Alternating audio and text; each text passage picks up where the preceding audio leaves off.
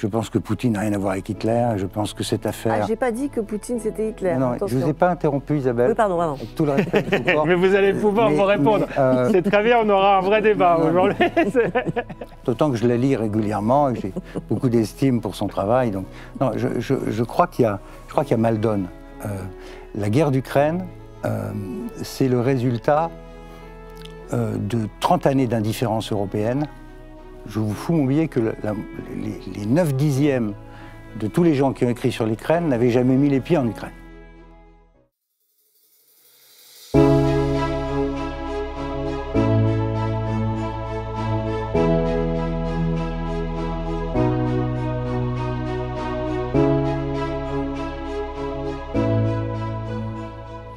Esprit libre, la grande émission de débat et de décryptage du Figaro et du Figaro Magazine.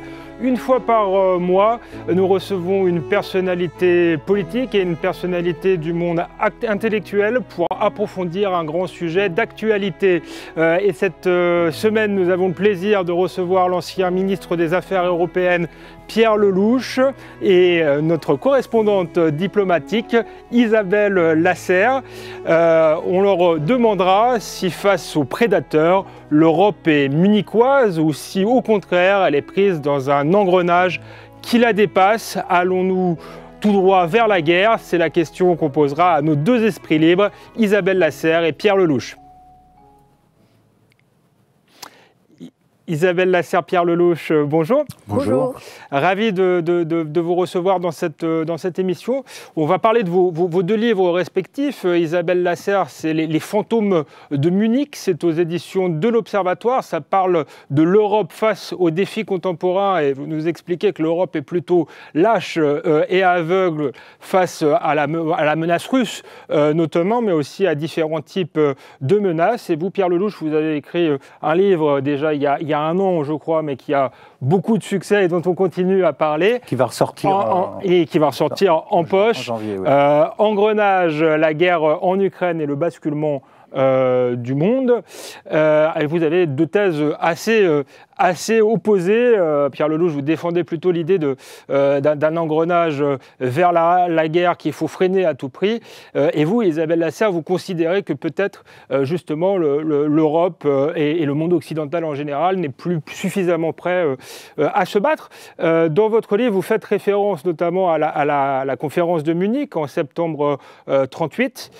Moins d'un an après, Hitler envahissait la Tchécoslovaquie.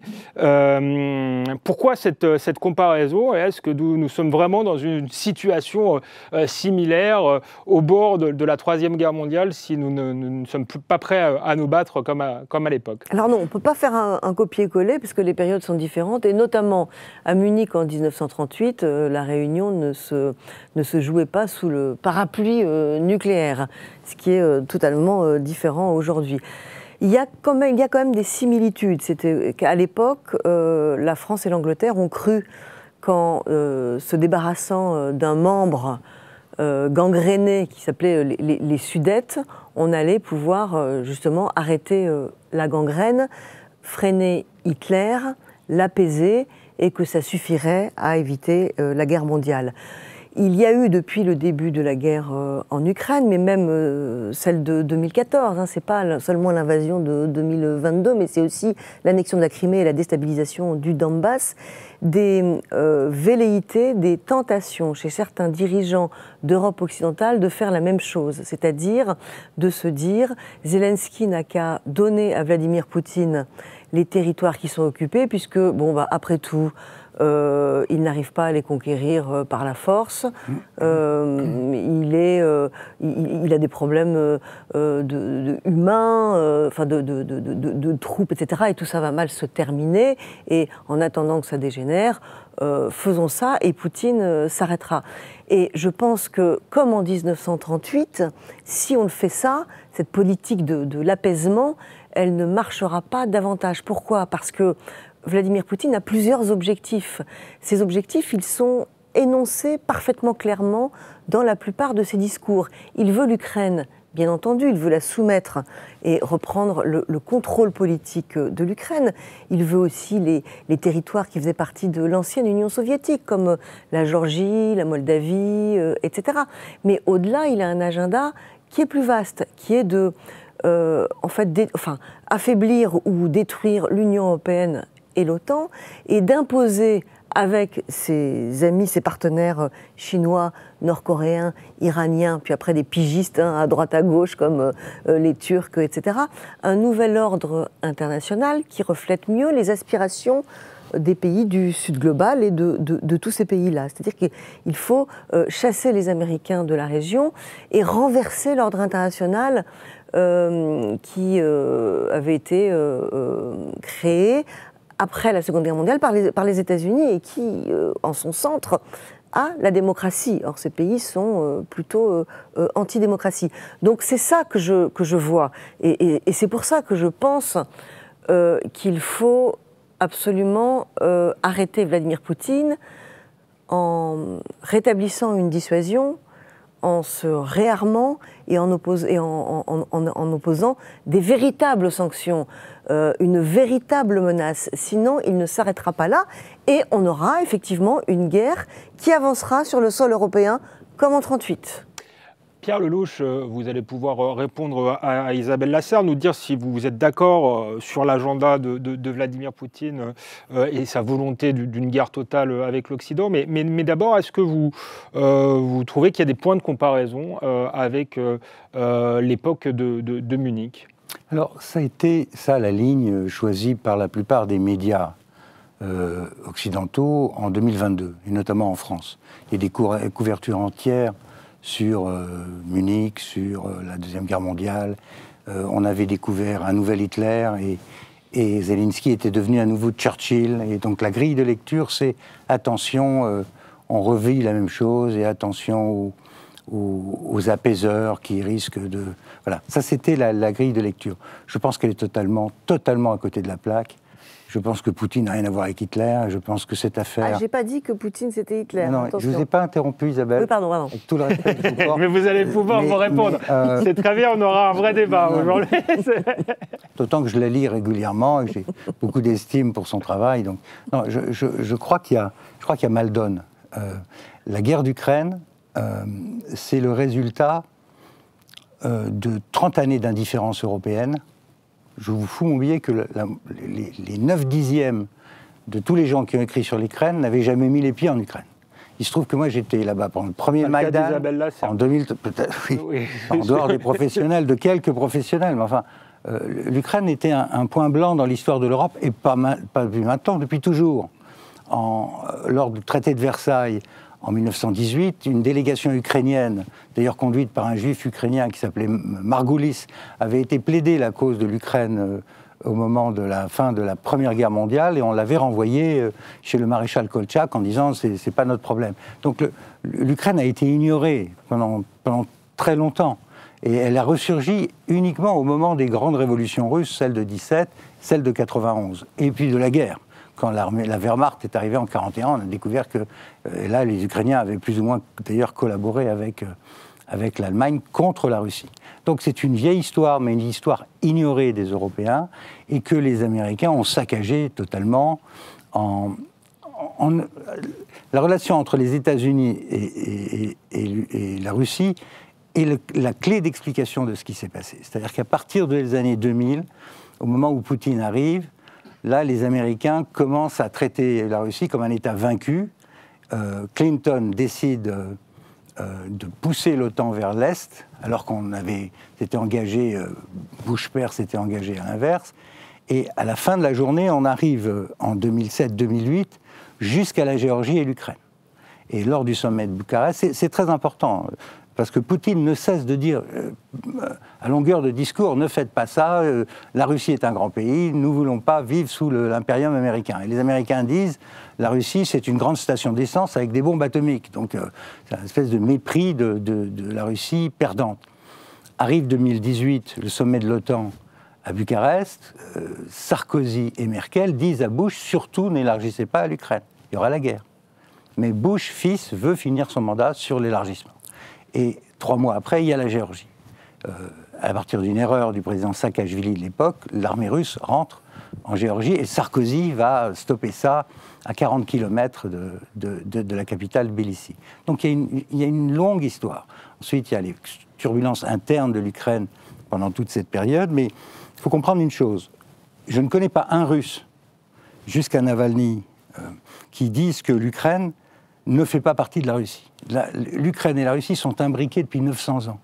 Donc pour un Russe, c'est impensable de laisser l'Ukraine passer à l'ouest. Et c'est ce que me dit Poutine à moi en 2013, au moment où il y a ces grandes manœuvres avec l'Union européenne pour essayer de raccrocher l'Ukraine. Donc c'est une vieille histoire. Je pense que cette guerre aurait pu être évitée.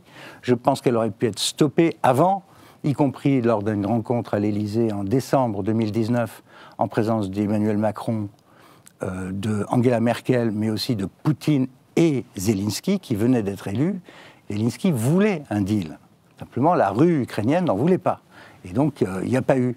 Ensuite, il y a eu le Covid, et ensuite, il y a eu l'invasion de 2022. Donc, la responsabilité de cette histoire, je résume. 1, c'est bien sûr Poutine qui ne veut pas laisser l'Ukraine passer à l'ouest. 2, c'est les contradictions à répétition de la politique américaine, qui n'a jamais eu de ligne claire sur l'Ukraine. 3, c'est l'indifférence des Européens, parce qu'on a fait tout et le contraire de tout, y compris acheter des tonnes de gaz. Merkel nous voulait acheter du gaz. Nous, on a vendu des bateaux de guerre, quand même, rappelez-vous. On a vendu des Mistral à la Russie. On envoyait des fusées depuis Kourou. Donc, on était dans un autre monde. Et l'Ukraine n'était pas dans l'écran radar.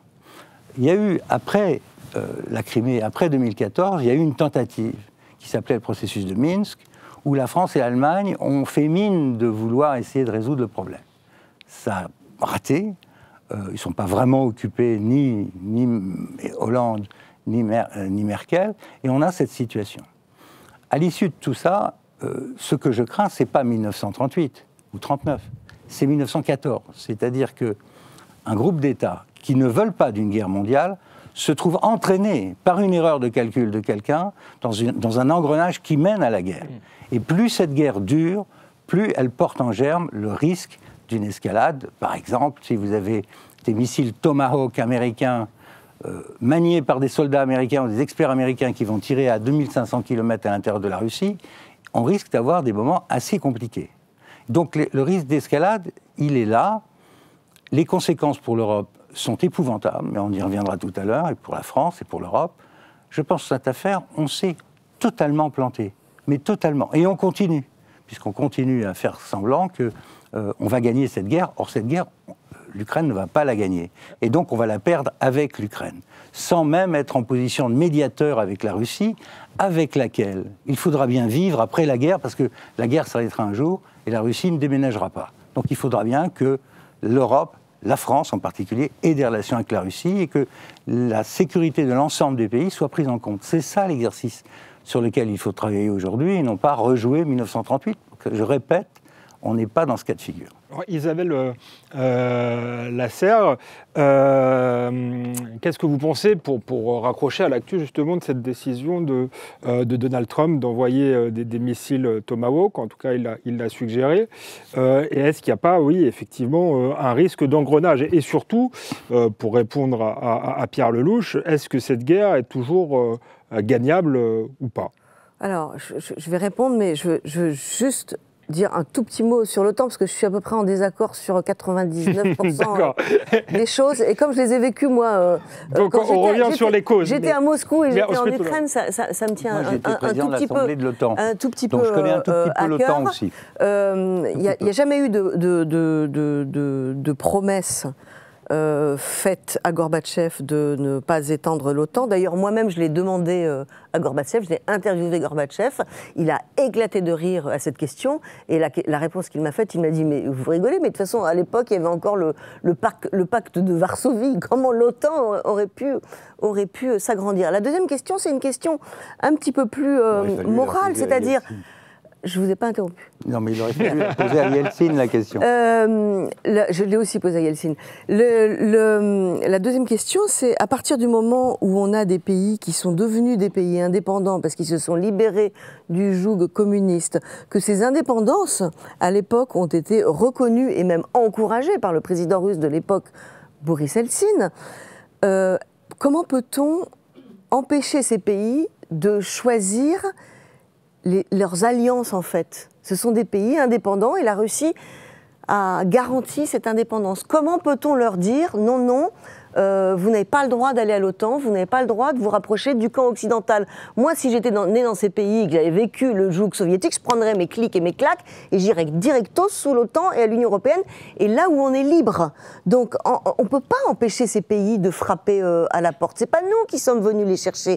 C'est ces pays qui ont vraiment voulu se rejoindre à nous. On les a pas encouragés. Et nous leur avons fermé la porte, puisqu'en 2008, il y a eu un double veto au sommet de l'OTAN de Bucarest, français et allemand. Si, c'était un veto, puisqu'il a empêché l'intégration de l'Ukraine, de la Géorgie, dans l'OTAN. Alors, on peut dire que c'était mal fait parce que il a quand même laissé la porte ouverte et que Poutine a considéré... Isabelle, c'était pas un veto. Le communiqué final disait que l'Ukraine et la Géorgie ont vocation à rentrer dans l'OTAN.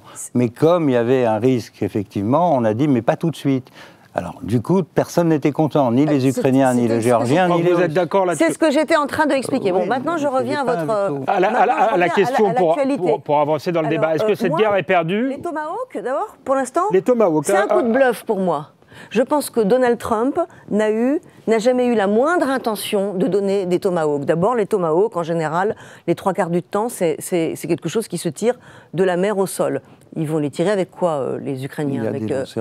Avec quel bateau ? Et il y a des lanceurs terrestres. Est-ce que je peux terminer, Pierre ? Oui, et ceux qui sont sol-sol, donc il faut des lanceurs terrestres, là il faut des Américains qui viennent les former, etc. Alors les Français ont effectivement proposé aux Ukrainiens, on va essayer de convaincre les Américains de former des Ukrainiens aux Pays-Bas à lancer ces Tomahawks. Moi, je pense que Donald Trump n'a jamais eu l'intention de les donner, que c'est juste un coup de bluff pour essayer de faire bouger les lignes et d'essayer de forcer les deux parties à un compromis. Le problème, c'est qu'il y en a toujours un qui bouge, c'est Zelensky. À chaque fois, il baisse ses prétentions, mais que l'autre, de l'autre côté, Vladimir Poutine, ne bouge pas. Et donc, à chaque fois, effectivement, ça penche en faveur de Vladimir Poutine et au détriment de l'Ukraine. Je pense que sur le fond, Vladimir Poutine se fiche mais complètement de l'Ukraine et de l'intégrité territoriale. Enfin, il ne sait même pas ce que c'est. Il ne comprend pas qu'on puisse se battre pour des petits bouts de territoire comme ça. Lui, la seule chose qui l'intéresse, c'est le business. Et le business... Alors, je passe que, de toute façon, il préfère les hommes forts, les mâles blancs dominants, comme Poutine, les autoritaires qui tiennent leur pays. Vous parlez de Trump parce que vous avez dit Poutine. Elle a fait un lapsus. Trump, pardon. Et Trump préfère, donc va faire du business avec Vladimir Poutine.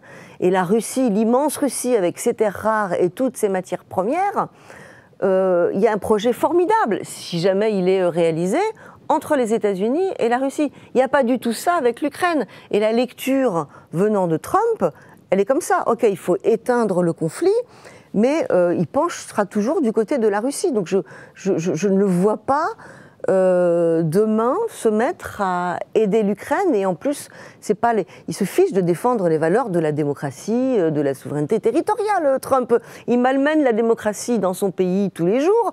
Quant à l'intégrité territoriale, il prend quand même lui aussi des libertés avec le Panama, le Canada, etc. Donc voilà. Alors, à savoir, est-ce que les dernières questions, est-ce que l'Ukraine peut encore gagner la guerre ? Je ne sais pas. C'est-à-dire que je pense que l'Ukraine aurait pu gagner la guerre au début de la guerre si les Européens l'avaient vraiment franchement aidé et si on avait donné toutes les armes qu'on a donné aux Ukrainiens pendant 3 ans au début, là, l'Ukraine aurait pu gagner la guerre. Les Européens ont toujours hésité, ils ont toujours été dans la demi-mesure, ils ont eu peur de la puissance nucléaire de la Russie, et aujourd'hui, des pays comme la France n'ont plus d'argent, donc on ne donne quasiment plus rien. Je pense que sans les Américains, l'Ukraine ne peut pas gagner la guerre. Donc il y a un vrai risque aujourd'hui, oui, que l'Ukraine perde la guerre. Mais tant qu'on n'est pas arrivé au bout du processus, on ne sait pas ce qui va se passer. Pierre Lelouch, je vous ai vu réagir sur les Tomahawks. Vous pensez que c'est sérieux de la part de Donald Trump et que du coup il y aurait un risque d'engrenage ? Globalement raison, Isabelle, sur l'analyse de Trump. Trump se fout complètement de l'Ukraine. La fois où il a eu à gérer l'Ukraine, c'était pour s'occuper du fils Biden, qui était employé par une société de gaz ukrainien. Donc, il n'aime pas l'Ukraine, il n'aime pas Zelensky, il préfère Poutine, c'est vrai. Il n'a rien à voir et rien à faire de l'Europe. Ça ne l'intéresse absolument pas. Il est en Asie aujourd'hui. Aujourd'hui même, c'est là que ça se passe. Donc, moi, j'ai compté 18 zigzags depuis le mois de février dans les positions de Trump à l'égard de Poutine et de l'Ukraine. Tantôt, Zelensky est un dictateur qui l'éjecte de la Maison-Blanche au mois de février. Tantôt, il dit à Poutine, t'es un tigre de papier, ton armée ne vaut rien, etc. Donc, on en est, il fait l'essuie-glace depuis presque un an, depuis 10 mois. C'est assez impressionnant. En fait, ce qu'il espère, c'est un deal, bien sûr. Et il a essayé de convaincre Poutine de s'arrêter là. Ce qui est intéressant, la phase actuelle, c'est que Zelensky accepte. Ça, c'est vraiment une position tout à fait nouvelle de la part du dirigeant ukrainien. Aujourd'hui, l'Ukraine accepte la partition le long de la ligne de front, ce qu'il refusait à fond tous ces mois et ces années précédentes. Le gel, pas la partition. Oui, enfin, de facto, c'est une partition qui n'est pas en droit, mais en fait, et c'est sur ce fait qu'on va bâtir un cessez-le-feu et un armistice. Ça, c'est quelque chose que Zelensky refusait, que Trump a proposé à Poutine. Poutine veut davantage. Il veut tout le nord non encore conquis du Donbass. Mais peut-être qu'il va changer d'avis parce que à moins que ses généraux lui disent, et sachez pas ce que ses généraux lui disent, si les généraux lui disent on peut y arriver dans 6 mois ou dans un an, il le fera parce qu'il n'a pas de pression maximum. Ce que cette guerre a fait, et dans mon livre je dis que cette guerre est peut-être plus importante par ses conséquences globales, c'est pour ça que je parle de basculement du monde que par la guerre elle-même, même s'il y a des conséquences très lourdes pour nous Européens. Cette guerre, elle a soudé la Russie et la Chine. C'était le cauchemar de Kissinger, d'avoir une alliance Chine-Russie, auquel se sont greffés des États voyous comme l'Iran, la Corée du Nord. J'ai appelé ça les 4 cavaliers de l'Apocalypse. Ils sont aujourd'hui organisés autour de quelque chose qui s'appelle l'OCS, l'Organisation de la coopération de Shanghai, les BRICS. Tout ça est piloté par la Chine et la Russie contre l'Occident. Et donc on est en train de passer à un monde post-occidental dans lequel les États-Unis ne vont pas nous aider. Car ce sont les grands bénéficiaires de cette guerre. C'est eux qui vendent les armes, c'est eux qui vendent le gaz liquéfié à la place du gaz russe. Savez-vous ce qu'ils viennent de faire, les Américains, à l'aller vers l'Asie? Trump s'est arrêté à Qatar. L'émir du Qatar et le président américain ont écrit à la Commission de Bruxelles pour lui indiquer qu'elle avait intérêt à remiser toutes ces réglementations sur les sociétés travaillant en Europe, parce que sinon il n'y aurait plus de gaz. Voilà ce que les Américains et les Qataris viennent de faire. Ils viennent de menacer de couper le robinet du gaz à l'Europe. Donc, après avoir suivi docilement les Américains dans la guerre à partir d'avril 2022, on se retrouve au milieu du gué avec une Amérique qui a complètement changé de position. On ne fait plus la guerre. Si vous voulez continuer, continuez, c'est plus notre problème. Les armes, on ne les livre plus. Vous les achetez chez nous, vous pouvez leur donner si vous voulez. Nous, on arrête, on ne donne plus un centime. Et donc aujourd'hui, on a la note dans la main, il faut payer la note. La note, c'est 60 milliards d'euros par an pour que l'Ukraine tienne le coup. Il n'y a pas un rond en Europe, sauf peut-être un peu en Allemagne. Et quelle est la solution de Mme von der Leyen? C'est d'aller prendre l'argent des Russes qui est bloqué dans les banques belges. Et donc d'aller saisir 140 ou 150 milliards d'euros pour les donner à l'Ukraine et financer la guerre dans les 2 ou 3 prochaines années. Sauf que c'est parfaitement illégal, que ça fout en l'air la totalité du système financier international et que des pays qui sont emprunteurs comme nous, la France, à hauteur de 300 milliards par an, on n'a pas envie de déstabiliser le système financier. On en est là. Donc, on a la note, les Ukrainiens payent la note du sang.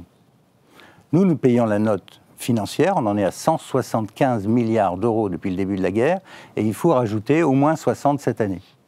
Et on paye aussi le fait que on est dans le suivi d'une situation qu'on ne contrôle plus par celui qui contrôle la guerre, ou l'issue de la guerre, s'appelle Trump, avec Poutine. Nous, on est au milieu et on va gérer les conséquences. On s'est engagé, en plus, à faire rentrer l'Ukraine dans l'Union européenne, alors que ce pays est dévasté, toujours soumis à des problèmes d'état de droit et de corruption à très grande échelle. C'est une situation de fou. Tout ça pourquoi? Parce qu'on s'est engagé dans un conflit sans réfléchir aux conséquences. Uniquement sous les émotions, et vas-y, c'est 38, et c'est Hitler, et Zelensky, c'est formidable, c'est le sauveur de l'Europe. Autant de blagues qui, moi, c'est pour ça que j'ai écrit ce livre, parce que j'ai été révulsé par l'erreur qu'on était en train de faire, et qu'on continue à faire. Quand j'entends aujourd'hui le chef d'état-major des armées et le chef d'état-major de l'armée de terre expliquer qu'on va être en guerre dans les 3 ans, ou qu'on pourrait être dans quelque chose qui ressemble à une guerre dans les 3 ans, je me dis, mais dans quelle république on est? Depuis quand est-ce que c'est les militaires qui décident quand il y a une guerre? Ils n'ont pas décidé quand il y avait une guerre. Qu'il pourrait y avoir une menace directe. Non seulement c'est complètement exagéré. C'est anxiogène. Anxiogène, oui. C'est pas à eux de le dire. S'il y a un risque, il faut s'y préparer. Le président de la République doit préserver le budget de défense, parce que je suis d'accord avec Isabelle. Il faut en finir avec ces décennies d'indifférence et réarmer l'Europe. Et comme ça, on ne distille pas ce parfum de peur que ressentent bien que les Russes, naturellement. Ils voient bien que nous n'avons plus d'argent et qu'en plus on a peur. Alors si on veut envoyer un message de fragilité, continuons comme ça. Donc il faut réarmer, il n'y a pas de doute là-dessus. J'ai aucune confiance dans Poutine. J'ai confiance ni en Poutine ni en Trump. J'ai confiance dans la capacité de la France de se ressaisir, de se réarmer et d'essayer d'organiser autour d'elle un partenariat. Et c'est très difficile avec les autres pays qui réarment, dont l'Allemagne. Mais ça, on sait que ça va prendre quelques années, voire une décennie ou deux. La question est qu'est-ce qu'on fait pour cette guerre en Ukraine maintenant, j'allais dire. D'abord, est-ce que vous partagez le tableau de Pierre Lelouch et si on est dans une telle situation de faiblesse, est-ce qu'il y a encore quelque chose à faire? Je partage tout à fait le tableau sur la Russie, la Chine et les prédateurs qui ont déclaré une guerre culturelle, politique à l'Occident, et qui sont dans cette guerre d'ailleurs bien servis et aidés par Donald Trump, parce qu'il y a les mêmes attaques contre la démocratie. Donc l'Europe se retrouve toute seule aujourd'hui, et c'est ça qui la paralyse complètement, c'est-à-dire que elle est toute seule, personne n'est là pour l'aider, et elle est toute seule alors qu'elle a pensé depuis le début des années 90 que en fait elle avait beaucoup d'alliés solides et qu'elle avait éradiqué pour toujours la guerre du continent et que maintenant la paix serait là pour tout le temps et que les conflits entre les États se régleraient par la négociation et la diplomatie. Ce qu'elle n'a pas vu, c'est qu'à l'extérieur des frontières européennes, et aujourd'hui même aussi aux États-Unis, on ne fonctionne pas comme ça. Les pays réarmaient, ils réarment depuis très très longtemps. Le rapport de force, il n'y a qu'en Europe qu'il avait disparu. Le monde entier savait que les relations entre États ne se résolvaient que par le rapport de force. Donc on a été complètement aveugle et on a mis tellement longtemps à se réveiller qu'on est très en retard parce qu'on détruit une armée en quelques années et on la reconstruit en quelques décennies. Maintenant, là où je pense que l'histoire ukrainienne est très très importante, c'est que je pense qu'on ne peut pas se dire « bon, ok, là on n'est pas prêt. Les Américains nous lâchent, lâchons l'Ukraine, ou une partie à Poutine, et nous on se réarme et on verra pour le coup d'après. En gros, on sacrifie l'Ukraine. » Je crois que ce serait terrible. Pourquoi ? Parce que les Ukrainiens qui se battent, et moi je pense que Zelensky, que je connais très bien depuis longtemps et depuis même avant la guerre, a un côté churchillien. Alors il ne sera vraiment Churchill que si l'Ukraine gagne, on est bien d'accord. Mais en fait, les Ukrainiens se battent pour nos valeurs, en fait, pour des valeurs européennes, pour la démocratie, pour la liberté, etc. Et si on n'est pas capable de les faire gagner, que deviennent nos valeurs européennes ? Enfin, Isabelle. Et, par ailleurs, si on laisse s'effondrer l'Ukraine, c'est un boulevard pour les pays prédateurs, la Russie qui ira plus loin, la Chine qui s'emparera de Taïwan. Et là, c'est à mon avis là qu'on a un vrai risque d'extinction de la guerre. C'est si on ne fait rien. Mais on ne fait rien. On ne fait rien, oui. Pardon, on ne fait rien. Je suis d'accord avec vous. On ment aux Ukrainiens. On est dans la position du supporter d'un match de rugby ou de boxe qui est dans son sofa, qui a payé son ticket, ça il paye. Mais la note du boucher, celle du sang, les Ukrainiens le payent. Bon, la question c'est maintenant, qu'est-ce qu'on va faire? Qu'est-ce qu'on fait? Les Ukrainiens, c'est la position de Zelensky ces derniers jours. On arrête sur ligne de front. Il faut absolument qu'on arrive à un cessez-le-feu le plus vite possible. Il faut parallèlement qu'on réarme et qu'ensuite on accompagne l'Ukraine dans sa phase de reconstruction. Ça va être extrêmement coûteux et difficile. Les Américains ont déjà dit que ce n'était pas leur problème, c'est le nôtre. Eux, ils vont prendre les terres rares et ils nous laissent la reconstruction de l'Ukraine. Je signale que ce pays, depuis son indépendance en 1991, a perdu 20 millions d'habitants. 20 millions sur 52 millions. Il reste une trentaine de millions de personnes en Ukraine, sont très pauvres, avec énormément de corruption. Il y a des gens très très riches aussi. Donc il y a tout à faire. Donc il faut essayer d'en faire une success story, de la reconstruire. Et à long terme, la reconquête de ces territoires ne se fera que par le succès économique, exactement comme on a eu la division des deux Allemagnes. Les deux Allemagnes sont revenues à partir du succès économique et de la neutralisation de la menace russe. C'est ça, il faut jouer le long terme et les accompagner. Mais arrêter de rentrer dans des scénarios de guerre, de dire on va aller aussi longtemps que nécessaire. Mais Emmanuel Macron, entendez l'argument du boulevard, si on... à Vladimir Poutine, même Donald Trump, qui a envie d'un deal malgré tout, n'arrive pas à l'arrêter. Si la guerre s'arrêtait demain, on peut imaginer que la Russie prendrait toute l'Ukraine, voire plus. Vous y croyez? Qu'est-ce que vous répondez à cet argument? Je pense que ceux qui veulent, ce qu'ils ont écrit, ce que disait même Solzhenitsyn, ce que disaient tout un tas de gens avec qui j'ai pu parler au fil des années, ils considèrent que la Crimée et le Donbass, c'est ce qu'ils appellent Novorossia. C'est la Russie nouvelle, celle qui a été créée jadis par Catherine II. Je ne pense pas qu'ils... Ce qu'ils veulent, c'est garder une influence sur l'Ukraine. Ça, c'est clair. Donc, pas d'Ukraine dans l'OTAN. L'Ukraine dans l'UE, c'est acceptable pour eux, en tout cas dans le projet de traité de paix qui malheureusement, a été saboté en avril 2022, parce qu'il faut quand même savoir que 2 semaines après le début de la guerre, il y a eu des négociations entre Ukrainiens et Russes, qu'on était arrivé quasiment à un deal qui devait être annoncé le 15 avril 2022, dans lequel les Russes acceptaient l'entrée de l'Ukraine dans l'Union européenne. Il y avait un tracé de frontière qui était d'ailleurs plus favorable à l'époque que maintenant. Eh bien non, on a dit non, on va leur donner une leçon. Boris Johnson est allé à Kiev dire à Zelensky, non, il ne faut pas signer avec Poutine, c'est un tueur. Les Américains ont dit, ne vous inquiétez pas, on va mettre le paquet. Le ministre de la Défense américain de l'époque, Lloyd Austin, a dit, on va leur apprendre, on va leur donner une leçon, ils ne recommenceront plus jamais. Donc il fallait les taper. L'armée russe s'étant ridiculisée devant Kiev, il fallait les finir. Et c'est ce qu'il fallait, c'est ce qui a été fait. On les a saignés. Je rappelle qu'il y a quand même dans cette histoire 1,5 million de soldats tués et blessés. C'est monstrueux. On va rentrer dans la 5e année de guerre. Donc stop. Il vaut mieux faire stop, accepter un partage temporaire non reconnu juridiquement, s'occuper de reconstruire l'Ukraine, et puis réarmer, parce que c'est vrai que l'odeur du sang et l'odeur de la peur attirent les prédateurs. Et si on continue à se ridiculiser comme on le fait en ce moment en Europe, on va attirer les prédateurs. Et pas seulement de l'Est, mais aussi du Sud, si vous voyez ce que je veux dire. Hein? Donc il faut se préparer à tout ça, c'est une situation sérieuse. Je pense qu'on joue l'avenir de l'Europe pendant tout ce siècle. Moi, je suis très marqué par une phrase des dirigeants chinois. Vous savez, les dirigeants chinois considèrent qu'entre 1839 et 1949, avec le colonialisme, la guerre de l'opium, etc., ils ont vécu un siècle d'humiliation. Et là, aujourd'hui, ils veulent leur revanche. Ce que je crains pour nous, Européens, qui avons poussé le monde occidental depuis la Renaissance, c'est que l'Europe entre dans un siècle d'effacement.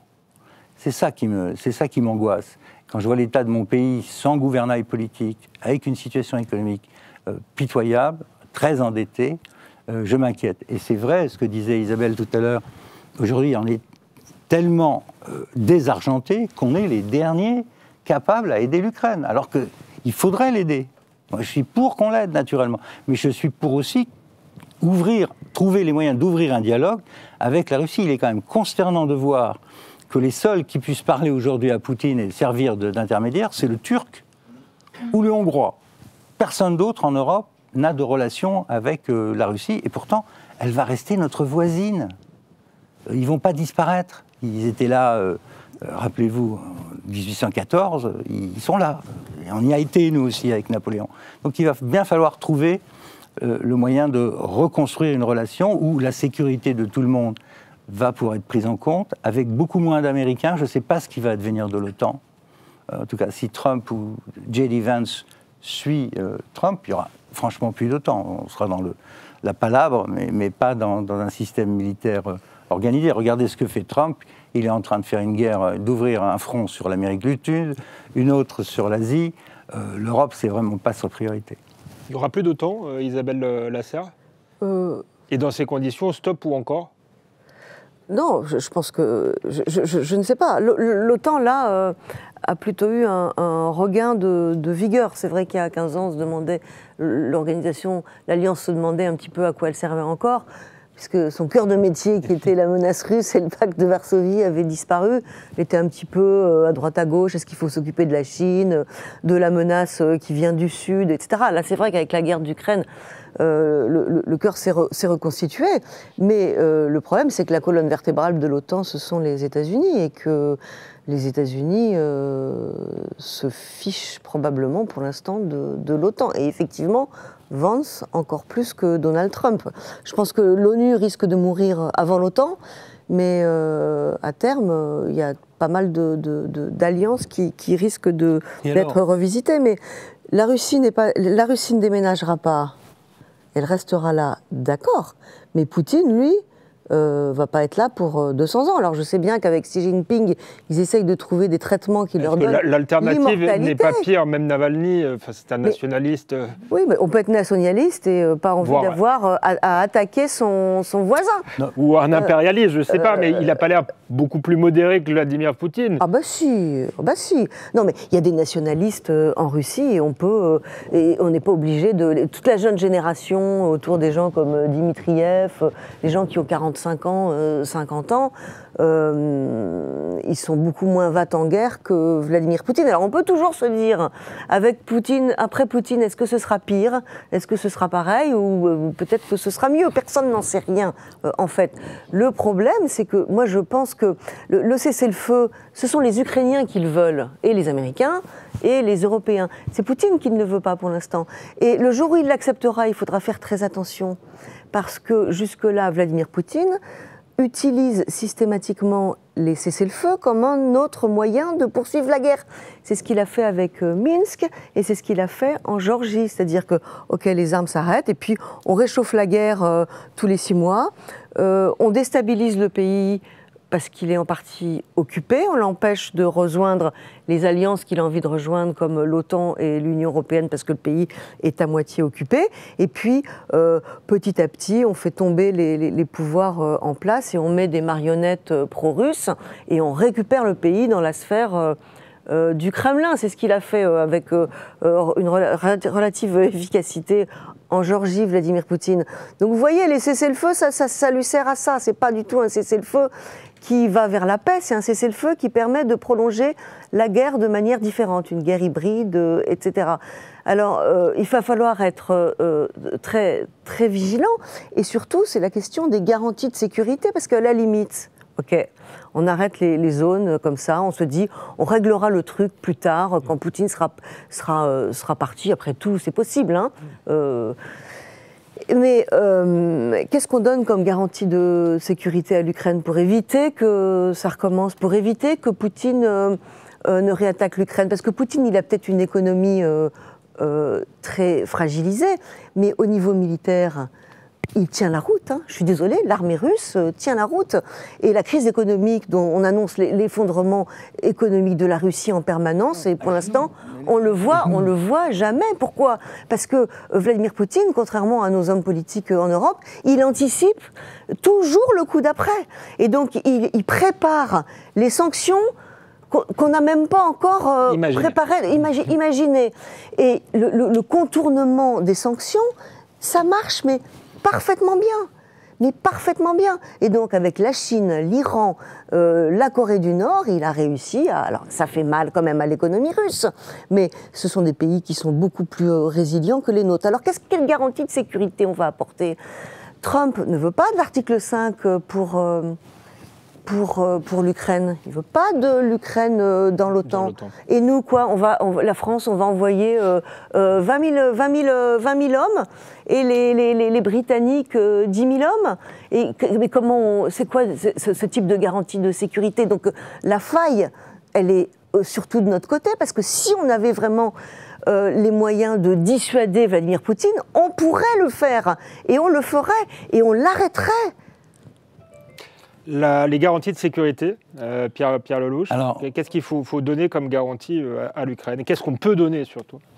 Vous savez que c'est à la base de tout, cette affaire-là. Quand en 91, les trois présidents se sont réunis dans une datcha, Gorbatchev, l'Ukrainien, le Biélorusse, pour divorcer, pour mettre fin à l'Union soviétique, tout de suite la question des Ukrainiens, c'était comment on se protège. Ils avaient hérité à l'époque de 5000 armes nucléaires soviétiques. 5000.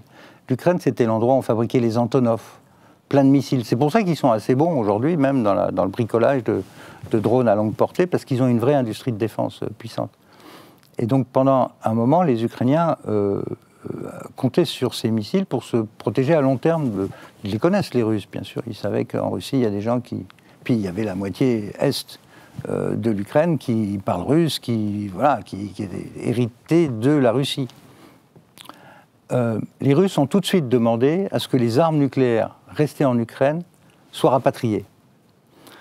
Le président des États-Unis de l'époque, George Bush, père, ainsi que Mitterrand d'ailleurs,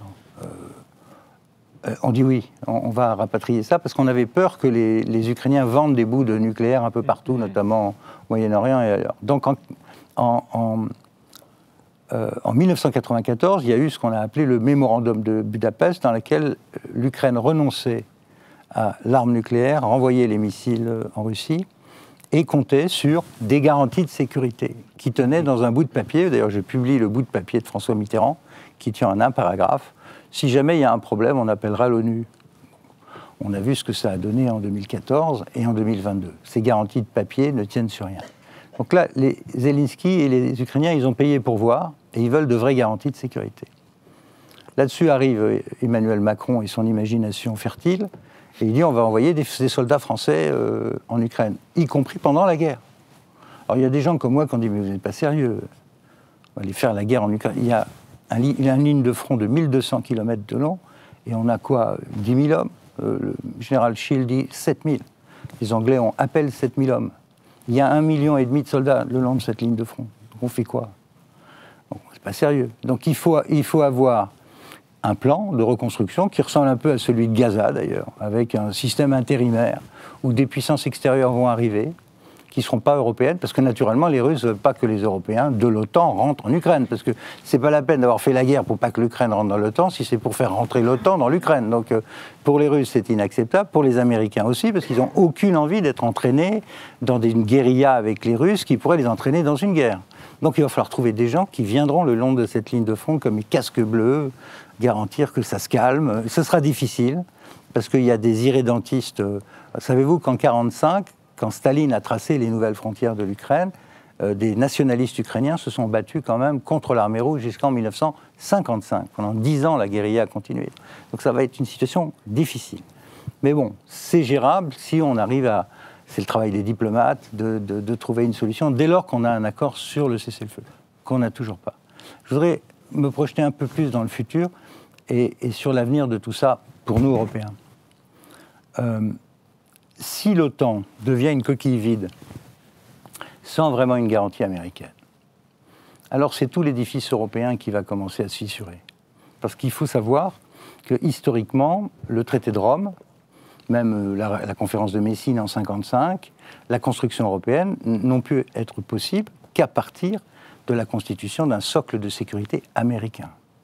Après la défaite de la communauté européenne de défense devant le Parlement français à l'été 1954, c'est l'OTAN qui a pris la relève et qui a organisé la sécurité de l'Allemagne divisée et la sécurité de l'Europe.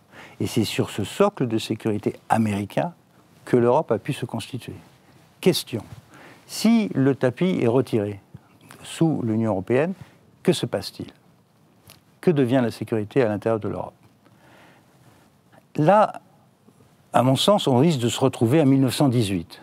c'est-à-dire que l'Allemagne va réapparaître très vite comme la première puissance militaire du continent, que les petits pays vont se mettre autour, que les Français et les Anglais vont être marginalisés, et qu'on va parler de plus en plus d'armes atomiques du côté de la Pologne et même de l'Ukraine, où on va dire, attends, pour s'occuper de la Russie dans les années qui viennent, il n'y a qu'une solution, c'est la nucléarisation. Et la question nucléaire se reposera aussi en Allemagne.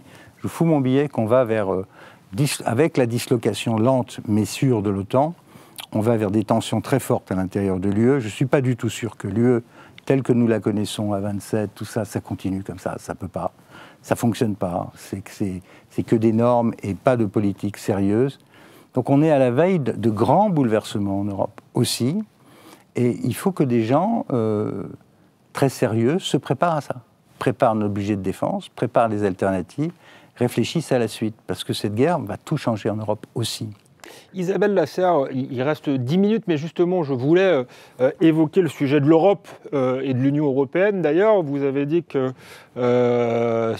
c'était l'espace de la démocratie, que c'était aussi une guerre que menaient les Ukrainiens au nom des valeurs de la démocratie. Est-ce que l'Union européenne défend tant que ça la démocratie? Vous commencez par le discours de J.D. Vance. Vous êtes sévère avec lui, et c'était sans doute très mal placé pour faire la leçon à l'Europe. Mais est-ce qu'il ne dit pas vrai quand il dit que les gouvernements européens, ou une partie d'entre eux, gouvernent contre leur peuple? Pierre Lelouch a parlé de l'Europe des normes. On pourrait parler d'une Europe gangrénée de l'intérieur par les frères musulmans, financée par l'Union européenne. On pourrait parler de plein de choses en Europe. Une Europe qui est, en tout cas, de moins en moins populaire auprès des peuples européens, ce qui pose quand même un problème et qui explique peut-être notre faiblesse. Est-ce que la clé, elle n'est pas là? Et est-ce pour être fort à l'extérieur, il ne va pas falloir commencer par être fort à l'intérieur et avec des gouvernants respectés par leur propre peuple? Les Vladimir Poutine & Co. Exploitent les failles des démocraties européennes. Certes, mais est-ce qu'elles ne sont pas réelles? Et leurs faiblesses. Et alors, quand J.D. Vance reproche aux pays européens d'avoir été beaucoup trop loin, de manière extrêmement excessive dans la distribution des libertés individuelles. Je parle des minorités comment on dit, enfin, ethniques, sexuelles, etc. quoi. Je trouve qu'il a complètement raison, c'est-à-dire que la liberté, enfin tout le monde fait ce qu'il veut de son corps, mais la liberté individuelle, la liberté de chacun, normalement, s'arrête à la liberté collective des autres. C'est-à-dire qu'on peut vivre comme on veut, mais nos sociétés se sont mises à vouloir imposer des modes de vie minoritaires à la majorité. Et ça ne peut pas marcher. Mais c'est en partie pour ça que Trump a été élu. Et c'est, à mon avis, en partie pour ça que les gouvernements traditionnels en Europe vont sauter les uns après les autres si on ne prend pas à bras-le-corps ce sujet et si on ne prend pas à bras-le-corps l'autre sujet qui est celui de l'immigration. Et donc c'est absolument... donc je pense qu'il a complètement raison. Là où il a tort, c'est que il reproche à l'Europe, en fait, de faire des intrusions. Il a reproché à l'Europe d'avoir essayé, en gros, d'avoir arrêté les élections en Roumanie, parce que c'est vrai qu'il y avait eu des ingérences de la part des bots russes. Et là, je crois que c'est lui qui a tort, et c'est nous qui avons raison. Mais lui, ils font la même chose, les Américains. Ils font de l'ingérence en permanence dans les pays, y compris dans les pays, dans leurs alliés. Chez leurs alliés, ils font de l'ingérence partout. Ils font même de l'ingérence au Venezuela, quand ils disent 20 milliards de dollars demain, si Milei est réélu. 40. 40, mais il y avait 20 plus 20, voilà, pardon. Mais il y a effectivement de l'ingérence. Il le fait d'ailleurs de manière plus décontractée que ne le font les Chinois et les Russes, qui passent plutôt par des... il le fait de manière totalement transparente, parce que c'est pas propre à Trump. Les États-Unis ont toujours fait de l'ingérence. Que là-dessus, il faut des contrôles. Alors évidemment, les rois de la tech ne supportent pas ce genre de contrôle. Mais voilà, donc je pense qu'il a à moitié raison et à moitié tort. Mais bien sûr qu'il faut l'écouter. Pierre Lellouche, sur notre faiblesse intérieure, est-ce que le problème principal, est-ce qu'il n'est pas là? Et avant même la faiblesse sur le plan militaire, est-ce qu'il n'y a pas une faiblesse démocratique en Europe, une sorte de guerre intérieure entre une classe dirigeante et son propre peuple?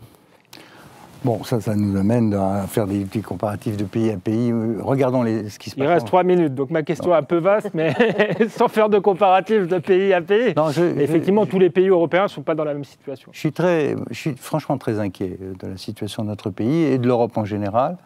On a un problème potentiellement militaire. Après, vous savez, ça fait 40 ans qu'on désarme. Donc, comme a dit tout à l'heure Isabelle, pour reconstruire une armée, ça prend du temps et ça demande beaucoup d'argent. Il faut trouver cet argent. Pour le budget de défense cette année, les 3,5 milliards d'augmentation, c'est pas beaucoup, hein, qui étaient prévus, c'était les 2 journées de jours fériés qui ont été supprimées. Donc il n'y a plus. Donc je ne sais pas ce qu'ils vont faire.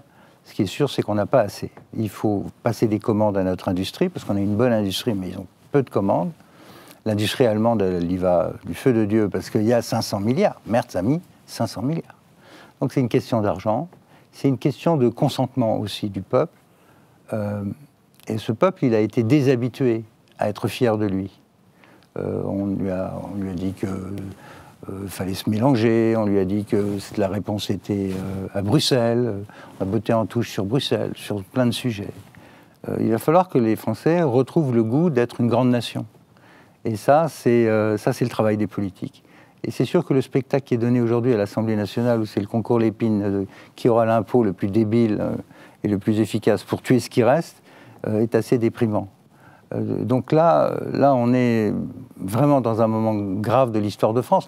La seule chose qui me donne espoir, souvent quand je tiens ce discours, on me dit « mais alors bon, comment on en sort ?» Aujourd'hui, je n'ai pas la solution. Il n'y a pas de solution vraiment institutionnelle disponible à court terme, les Français le savent bien. Il n'y a pas d'homme magique non plus. Pas de général de Gaulle. Voilà, il n'y a pas le général et son commando de 10-15 types qui ont reconstruit la France en 10 ans. Hein. C'est ça qu'il faut. Le seul espoir que j'ai, c'est qu'on l'a fait.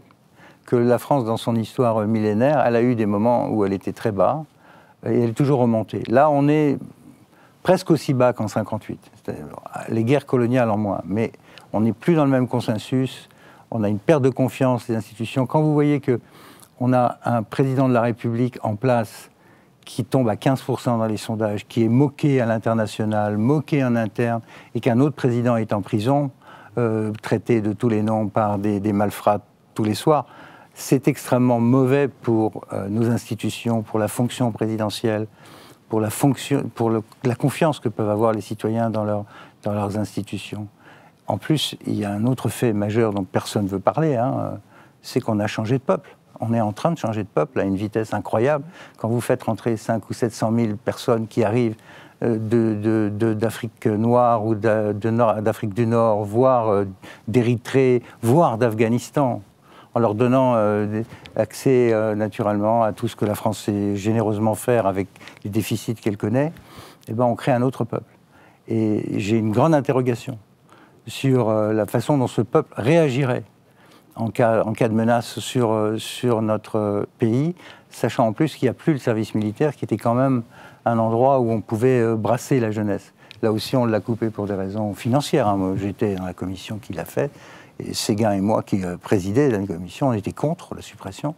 Mais Bercy et les militaires nous ont dit « on ne peut pas ». Donc on a fait l'armée Banzai, d'ailleurs très professionnelle, respectée, mais qui n'est plus adaptée à l'Europe de l'après-guerre d'Ukraine. Ce sera le mot de la fin. Merci beaucoup Isabelle Lasserre, merci Pierre Lellouche, c'était passionnant. Et ce sera à retrouver dans quelques semaines dans le Figaro Magazine. À bientôt pour un nouveau numéro d'Esprit Libre.